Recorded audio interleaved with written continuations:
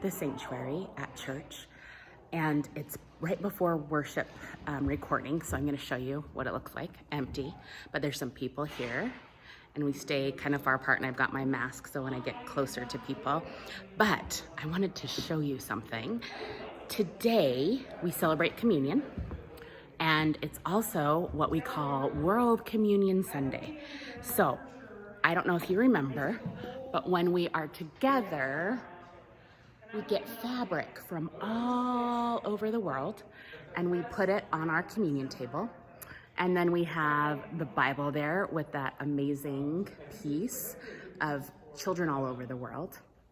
And then during the service, I want you to watch, because Pastor Jesse and Pastor Lindsay and I are going to be setting the table.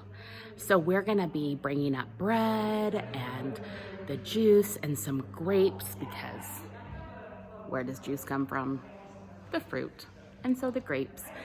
And there's going to be a special parament, which is what we call the fabric that we put on the pulpit and the lectern where Jesse and Lindsay talk from, and sometimes I talk from, and the front of the table.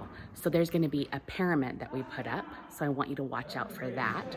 So when you look at the table, I want you to think about what changes. So let you get a good look at it.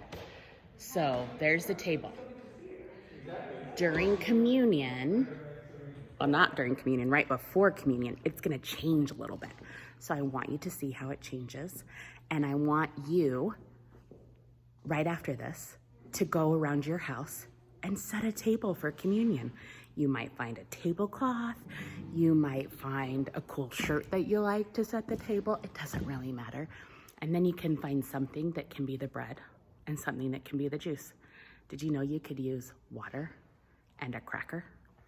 You can think about it, talk to your family and see what would work for you all. And you can set a table. And you might ask an adult if you all could light a candle together, but you can set the table for communion.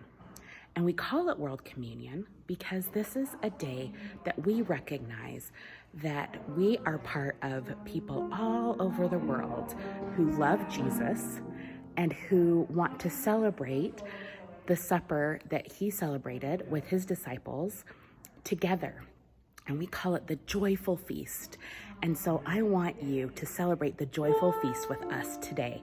So go and set a table, get some bread, get some juice or water, and get that together so that we can all celebrate together. And then I want you to watch out to see what we put on the table. I'll give you a little hint. Look at all the different kinds of bread we have already. So that gives you an idea.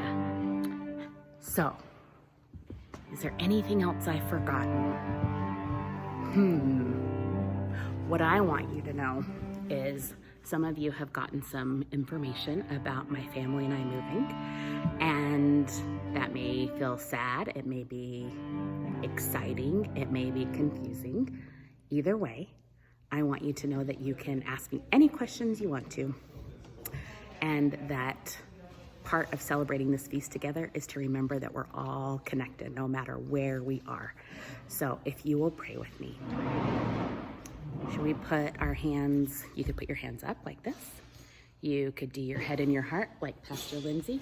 Check that out. She's doing her head in her heart. Or you could just find a way to make yourself quiet. So let's say a prayer together. Dear God, thank you for the joyful feast, for people all over the world who celebrate with us. Thank you for the many ways you connect us. Amen. Okay, friends, I can't wait to see pictures of the way you set the table for communion today.